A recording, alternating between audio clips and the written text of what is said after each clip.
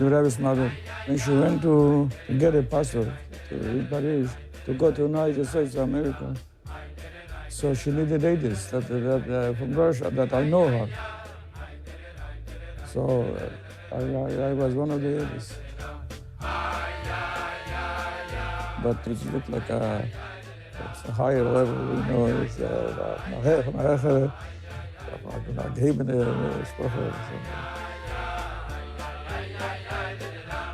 when we came to Brooklyn, we used to, my wife also used to come to and see me, go to the house to see her, to the mama, the Davidson.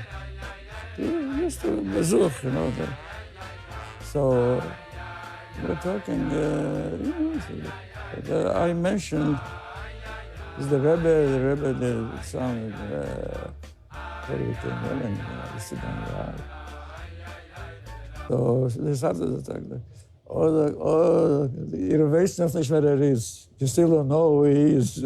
Später Tage, they said, we say who he is.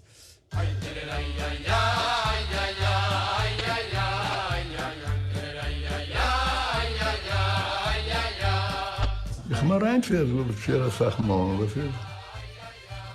Die hat sehr lieb gehabt, chassidus. Как мы раньше не что, мы не должны, да, все протестуют. Я думал. Вот das war mein erstes Jahr von der Rebbe. Und viel im Stub, und die kennen Wein, die Kuchen, die Reden. Das hat er mit den beiden Kindern. Also die kennt Wein, die Kuchen, במשך הפער wochen. Rabbi Levi wollte reden in Weinsiegen, Kabbalah mit Material von Tormoiden mit dieser Sache. Levi wollte reden eine reine segelige Sprache, eine chkire Sprache. Und der Rebbe wollte reden eine gewöhnliche Sprache, eine gewöhnliche Sprache. Af en toe een bijzonder van een of de twee hebben verstaan. Dat vind ik. Dat label heb ik gezegd van meer een boek in mijn pseudo. En daar bleef ik het hem geantwoord, die gematrie is over kach bekach. Dat is goed. Maar zich verstaan hebben. Je moet zich zelfs dat wel brengen, maar in een interessant dat. It was the yahrzeit of the Rebbe's father in August, Chofav, 1964. This was, I think, the 20th yahrzeit of the Rebbe's father. And it was the last time that we were actually at the Rebbe, inside the Rebbe's house, because she passed away about 7 weeks later. And she spoke about the final days and hours of her husband and how it was in the Soviet Union, in Kazakhstan, in Almaty, where he passed away, and how hard it was to get all the necessary things to make a proper Hasidic burial, and how it did happen. She told all the stories then. And then we were standing there before we left her apartment, and she said, I've seen many great men in my day. She said, my husband, her husband was one of the most prominent Rabbanim in Russia, and also one of the most prominent Chassidim of that generation. And she said, there was nothing to be ashamed of my father. And she said, in our home, both in my father's home and in my husband's home, there were many Rabbanim and great people who came through. She said, but I never saw someone as great as my son. And she said, the most significant thing about his greatness is that he carries it with a simplicity. The very profound, when she spoke about the Rebbe, she was speaking like a chassid about a Rebbe, not like a mother doting on her famous my son the Rebbe, that type of thing. She was talking about the Rebbe like the Zun soll gesund sein, the Rebbe soll gesund sein, she's very often called him.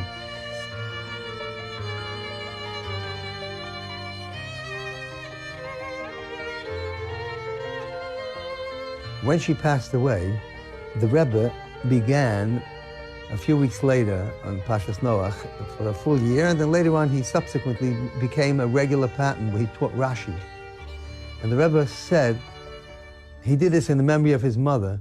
He said the greatness of Rashi is that he's speaking to a 5-year-old child, a child who begins learning Chumash. He learns Chumash Rashi. That's what he learns it with. And yet, every Rashi has profound halachic implications and profound sod, esoteric parts of Torah are also buried there within that Rashi, which we can discover. And when he said that, I thought of how his own mother had pointed that out as his greatness, being able to combine the greatest depth with a simplicity.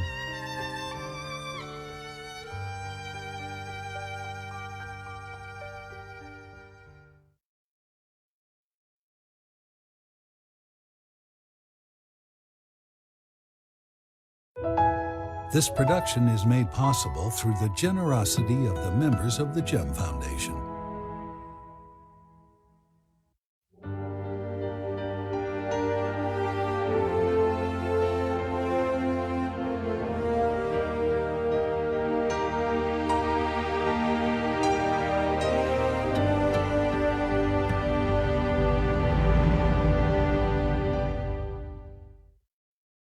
Wie in alle Unionen mit dos Mannen, miuchodim bashona, was demot do a mitzvah da have soll beitfei, bedugma, wie in Chaga Pesach, Chaga Matzis, und demot de mitzvah fus manche Elisenu, der Linien mitzvah verbunden mit Isias Mitzrayim, al der Sebing und alle mitzvahs, was mit demot Mikayim, stehen und einen durchgenommen mit den Säuer 2 von Jezias Mitzrayim, al der selbe Chag Shavuos, durchgenommen mit Matan Tereseno, afal Pias Drachmuvan und Posho, aber Chol Rega Shal Kol Ashona Kula, ist die Teira Wegweiser und a Teira Heil, auf jeder Prat Mechayov, ist das Bad Goshen miuchodo in des Maten Tereseno, weil der sehen dem dritten Regel des Mansim Chasenu, a demelte der Säuer Beitfei der Linie von Yismach, Yisrael Be'esov und Yismach Hashem Be'meiser. Al der Zeh, ido Azman miuchad Beshona, wo demult ist noch mehr behad Gosha der Linie von Ardes Israel, al Menasko Omur, als von dem Zman Mesugel, nehmt ne mit ota di ad Gosha, auf kol Yemei Hashona v'chol Meise Hashona, wo dos der Achas Bashona, wo dos haze wird sich angerufen in Teresche Bixar, Ingen von Yom HaKodesh, Yom HaKippurim, bis wannet wie mir seht bepashtus, als a viele bisman schein Beis Hamikdash Kaya, und a viele in Chutzlaret, was ich konnte dein Chilukim, a viele in Yomim Tevim v'chulu, als kommt zu Yom HaKodesh, zu Yom HaKippurim, is afal pi, was mir sagt, dass sie tolui und de Kvias von Reish Chedesh von Niden. Und von deswegen sagt man, dass er da ein Reisnam, und der Reisnam ist Achas Bashona, als sei in Eretz Yisrael, und sei in Chutzlaretz, sei bis man Beis Hamikdash Oya Kaya, sei bis man Hagolus, mit alle Dargische Bedauer, ist das allemal an Achas Bashona. Und nege de Iker HaAveda, in welche der Achas Bashona, teilt sich heiß, mikol Yemei Hashona ist, als geht rein an 91 Ried, aber geht rein als ein Schliach von jeder Rieden und alle Rieden, und sagt mich Spalle und Peil Tuv, aber noch soll abkommen in Bichas Hashem, bechol Oelam Kule.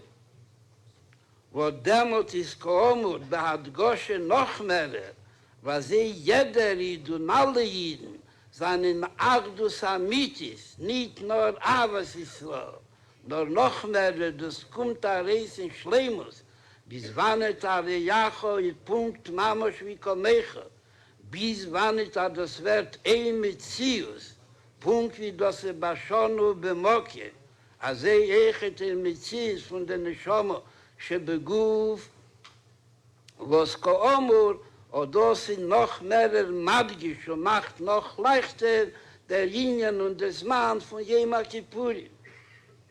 bis wann it das kommt Rop in Mina Gisol was Teiloi. Echet bis be Pashtus gleich in Aschole von Yom Kippurim ist nicht schön dämmelt Machris, als all das Hamoki und all das Hakohol und Besen shall Meilo und Besen shall Mato in ito kein Chilik zwischen ihnen, sie stehen alle zusammen für den Achas Bashono, für Avaya Lekim Echot. Es kann Hamoki ve Hazman auf Meili sein, Leachri Bakosha Slichu, Mechilo ve Kaporo, was man mischt sich in jenem Sasokim und mit Tweete Rosse, mit alle Hagdomis, was man darf dabei sagen. Also na Dover hachi noche, als wie jeder Rov und jeder Madrich Ruchni, sagt sich in Yonim shel Iseilelis, in Shabbos Tshuva, und bekam Kihile Seichet bei Yom Kippurim, und a viele noch mehr wie einmal, ist hachi noch und hachi inisch als man gromo, aber soll reinstellen in jeder von den Droshes, den Minyan, als Avas Israel, das a Klau Gordel beteire. Und man meint Komecho, und man meint das Bepashtus, bis in Meise Bepeil, in der Ruf besteht sich der Kiyam Amitzvah. Wir will aber von Aiden noch mehr, von Avas Israel, soll kommen zu Agdes Israel, und wie sich heiche, sich mistativ sein, bei Yom Kippurim, als אנחנו מספללים mit jeder Rieden und mit allen Jiden bechol Mokim Sheheim und das all das am Mokim. Und es kommt tegen Arop und es fehlt durch drauf. Aber bebesen shel Meilo und bebesen shel Mato ist wie bald das Kolonu Kiechot. Ist unter dem hat man alle Broches unhebendig von der Simo und gemacht Simo Tevo לשון טבע מסוכו, בטבע הנירה והניגלה למטה מסורת פוחים.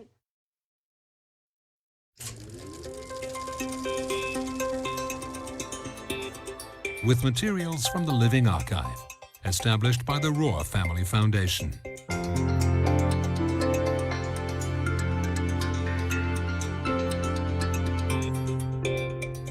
Video collection preserved by Benjamin Federman, in tribute to his parents.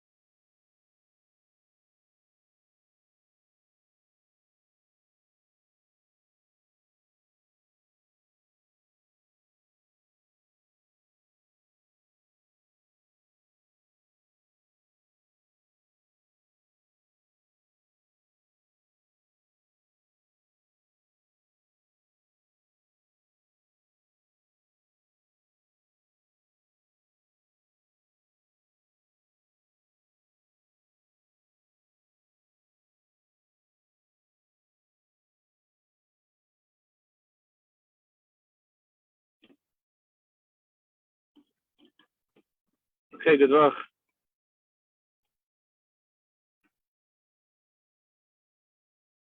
Good luck. Can you hear me? Oops. I can hear you. Okay, great. Where are you? Can't see me. I put the light on. Okay, it's all right. I don't have to see you. I can hear you. Let's see, put the video on. Hold on. Let's see.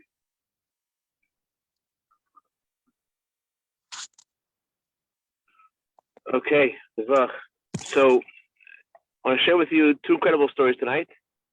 The first story is with Rabbi Baumgarten. I know I said I was going to continue last week the story of Rabbi Bezalel Chabad. It's a longer story, and Mr. Shem will say this, God willing, for next week. Tonight I want to share with you two other stories about two shluchim in Argentina. The first is about Rabbi Baumgarten. Rabbi Baumgarten was Rebbe's emissary to Argentina for many years, and he was traveling across a river on I think it's called the La something. I can't remember the name of the river right now. They didn't have any bridges across this river. Instead, they would take a ferry across the river, and he was on the ferry, but he wanted to be very strongly to be by the Rebbe for the Rebbe's gathering in honor of the 12th of Tammuz, in honor of Bais Bezalel. And but he couldn't be there, and so he sent a telegram to the Rebbe, asking the Rebbe to at least have him in mind to think about it. Anyways, those were the thoughts that were going through his mind, and he was on this ferry. The way the ferry worked was you went with the car on the ferry, and he was in the car, and the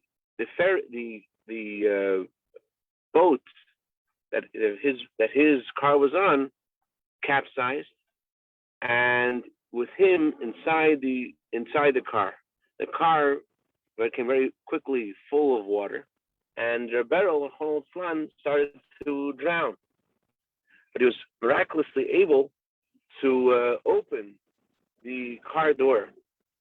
Now, just to highlight something, when the story took place, the captain of the police in Buenos Aires said that it's physically impossible. This river is so deep that the water pressure on the door is so strong, it's physically impossible for anyone to push the door open. It's not possible.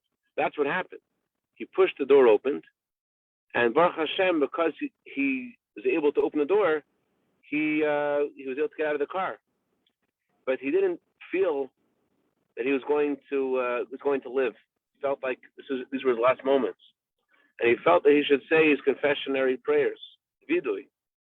Then he was thinking to himself, it's the 12th of Tammuz, the Chassidic Yontif. You don't say confessionary prayers on a Yontif. What do? On a Yontif, you say make a farbrengen, make a Chassidic gathering. It's a joyous occasion. And by a joyous occasion, you make good resolutions. So he made 3 resolutions at that moment. He didn't share with anyone what those resolutions were, except for one of them. He said he made a resolution never to, this was what he felt then, his life was in danger, that he needs to make sure to grow his pace, never cut his pace. That was the resolution he made. And he made 2 other resolutions that he never shared with anyone. So Baruch Hashem, he was a very devoted emissary of the Rebbe, and he felt like the Rebbe was there with him, and that the Rebbe gave him a hand to get out of the water. That's how he felt. And Baruch Hashem, he survived, and he arrived in New York shortly afterwards, and he shared with the Rebbe the whole experience. And the Rebbe responded, "No, did someone think about you or not?" In other words, the reason why he survived was because he was thought of. Someone thought about him. In other words, because the Rebbe was thinking and davening and praying for him. That's why he, Baruch Hashem, survived. That's the first story I wanted to share. And the second story was about another emissary to Buenos Aires, Eingesund, Rabbi Tzvi Greenblatt. Rabbi Tzvi Greenblatt is still there, Eingesund stark until Bais Mashiach. He had a unique send-off when he went first to Argentina. the Rebbe generally, when a new emissary would go on a mission, the Rebbe would give him lots of blessings. But Rabbi Greenblatt and his wife had a unique distinction in this, and that is that the Rebbe himself walked them out to their car that was taken to the airport. So they were going to take a plane from New York to Santiago, Chile, a stopover, and from there to Buenos Aires. So they had a very, everyone in 7 was talking about this, how the Rebbe himself walked them out and gave them unique blessings. And everyone felt that there's something unusual about this, this means something. But on the other hand, they're chassidim, and you know that whatever the Rebbe does has deep meaning, and they trust and they have faith that whatever's doing is for a deep purpose. So, anyways, they go. Now, in those days, when they first set out on their mission to Buenos Aires, the airplanes weren't functioning the same way that they are today, and they had the following sort of unofficial rule, which was, if you were on a plane and there wasn't enough room for you wanted to get on a plane, there wasn't enough room, very simple thing to do. What do? You pay the manager of the airline, pay him some money, and he will not eject literally, he will take people off the plane to allow you to sit down. You pay him some money, you bribe him, and he will take off the plane anyone so that he could get the money and put someone else there, and that's it. And he sends you on the next plane. This was commonplace, and that's what happened when they arrived in Santiago in Chile. That's what happened to Rabbi and Mrs. C. Greenblatt. Someone paid some money, and they ejected them. They told me you have to leave the plane, and they were very scared. What do you mean we have to leave the plane? We have to go on this.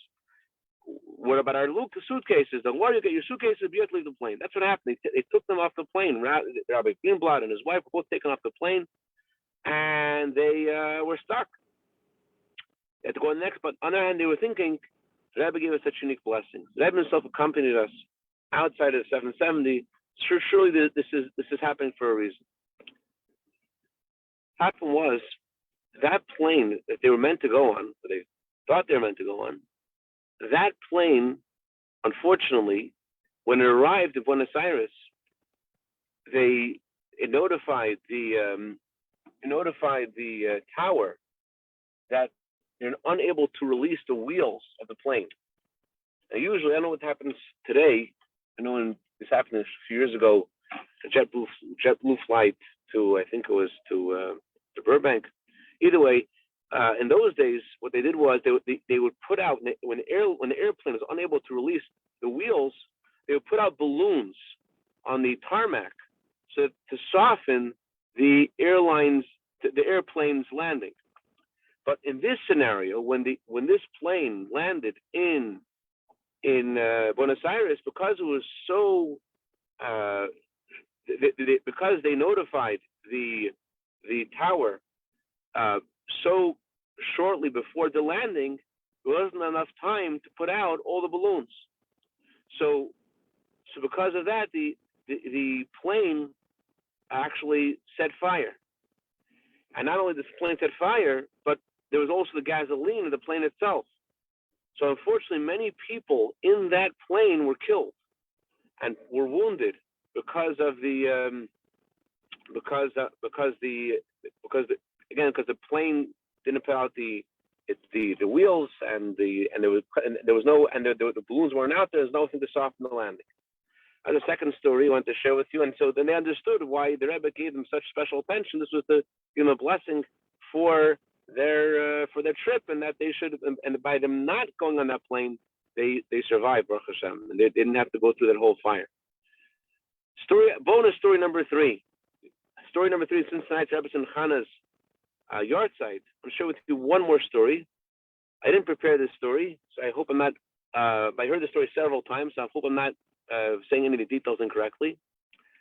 Rabbi Shimon Lazaroff, the Rebbe's emissary to Texas, had the unique privilege of helping Rebbe and Chana in many different things when he was a young yeshiva student.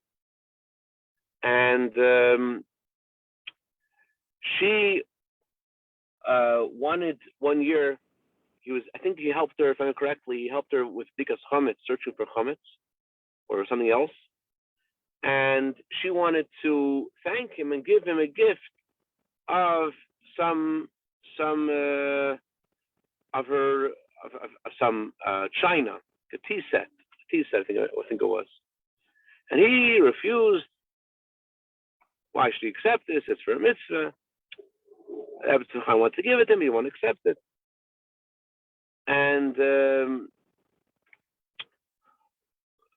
but she said, like, I think there was some discussion about what happened the next year. The next year he'll be able to get this from her. But what happened was that she passed away that year. The miraculous thing is that this tea set ended up being given. Rabbi Tzimcha's belongings were divided among the Rebbe and Rebbe apportioned various people that were important to her. And what ended up happening is that by Lazarus ended up receiving this tea set as a gift, anyways, because it was given to a relative of his who decided to give it to him as a gift, not knowing this whole story with Rabbi Tzimcha. Hoping they didn't butcher that story. That's the way I remember it. Anyways, it's a day of a tzaddikus' passing, and the Hashem goes to a higher place and causes salvation to come to the world, the Gashmus of Ruchnius. So especially tzaddikus like the Rebbe's mother. So it's certainly a day of bracha and salvation for all Am Yisrael. So Hashem should help that we should see B'kar of Mamish, the real Yeshua of the coming Mashiach to came the B'kar of Mamish. Hakut